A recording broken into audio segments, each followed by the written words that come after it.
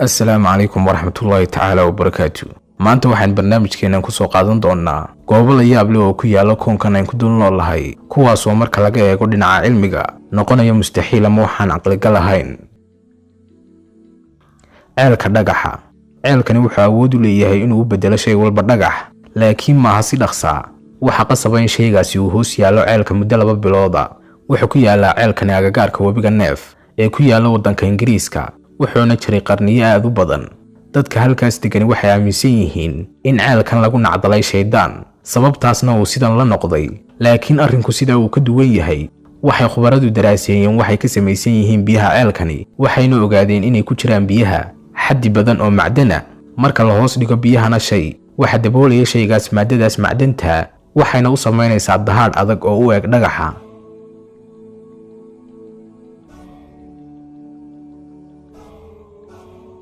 webiga Shanay Timbishka. biyaha webigani waa qaar karkaraya.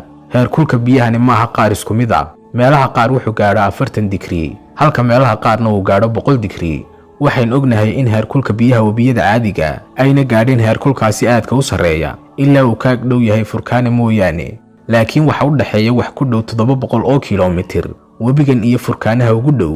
ilaa imikana la garan maayo sababta keensanaysa inay karkaraan biyahani.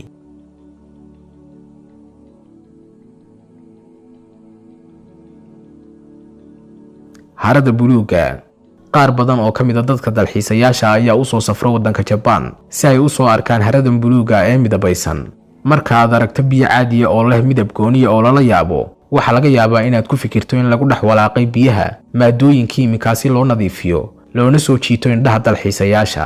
laakiin haradani sidaa maaha, waana mid dabiici ah. si dhaba looma garanayo sababta dhabta ah ee biyahan ay ku noqdeen midabkan, laakiin waxa jirta aragti odhanaysa waxa ku jira harada gunteeda meel ay ka samaysanto milixda lagu magacaabo aluminium. marka ay ku dhacaan fallaadhaha cadceeduna ay samaynayso midabkan buluuga, iyadoo aanu qofna garanayn sababta dhabta. haddana dhammaan dalxiisayaashu way xiiseeyaan imaanshaha goobtan.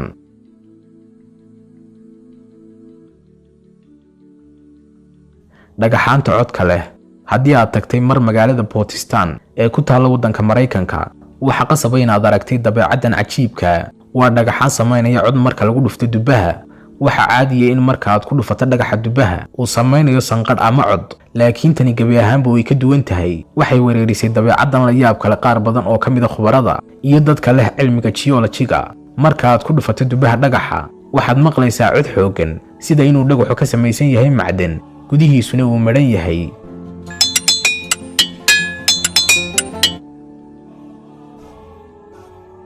jeexjeexyada ku yaala jasiiradda Mauritius. waqtigan la joogo qofna lama yaabayo inuu arko jeexjeexyo ay biyo ka soo qubanayaan, sababtoo ah waxa laga heli karaa ugu yaraan dawlad kasta.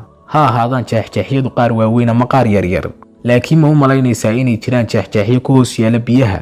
waa dabeecad la yaab leh oo ku dhex taalla badda Indian Ocean-ka una dhow jasiiradda Mauritius. haddii aad ka eegto biyaha dhinaca sare, waxaad arkaysaa inay samaynayaan leen qurux badan oo ku dhex yaala badda dhexdeeda, kana hooseeyaan jeexjeexyadaasi.